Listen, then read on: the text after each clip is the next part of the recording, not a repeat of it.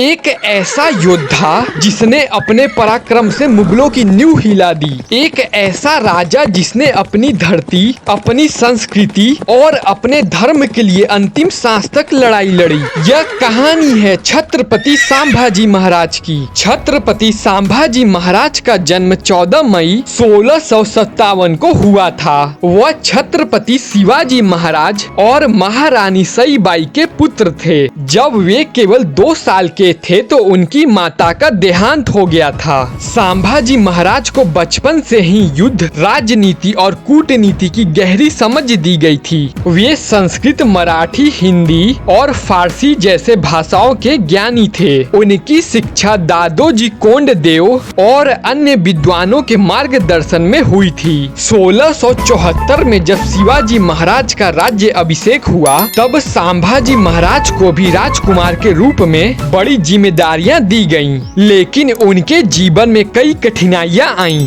अपने ही राज्य के कुछ दरबारियों ने उन्हें गलत समझा और उनसे दूरी बना ली। लेकिन उन्होंने हार नहीं मानी और खुद को एक शक्तिशाली योद्धा के रूप में साबित किया। 1681 में जब छत्रपति शिवाजी महाराज का स्वर्गवास हुआ तब मराठा साम्राज्य के भविष्य पर खतरा मंडराने लगा। लेकिन संभाजी महाराज ने इस चुनौती को स्वीकार किया और महाराज बने। उन्होंने मुगलों, पुर्तगालियों के खिलाफ कई युद्ध लड़े और विजय प्राप्त की। उनकी सबसे बड़ी खासियत थी तेज निर्णय लेना और दुश्मनों को चौंका देना। संभाजी महाराज ने औरंगजेब की विशाल मुगल सेना का डटकर सामना किया।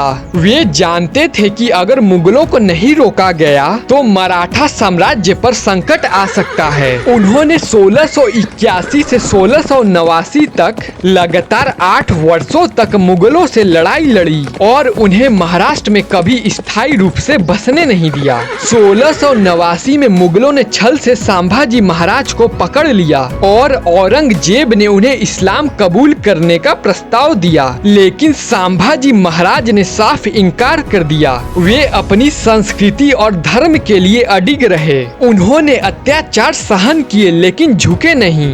11 मार्च 1689 को उन्होंने वीर गति प्राप्त की। लेकिन उनकी शहादत ने पूरे मराठा साम्राज्य को एकजुट कर दिया। संभाजी महाराज की वीरता और बलिदान से प्रेरित होकर मराठाओं ने औरंगजेब की शक्ति को खत्म कर दिया। उनकी विरासत आज भी हर भारतीय को साहस और निडरता की प्रेरणा देती है। तो दोस्तों, ये थी छत्रपति संभाजी महाराज की कहानी। उम्मीद है आपको वीडियो पसंद आया होगा। तो प्लीज वीडियो को लाइक करें, शेयर करें और हमारे चैनल को सब्सक्राइब करें। Thank you for watching.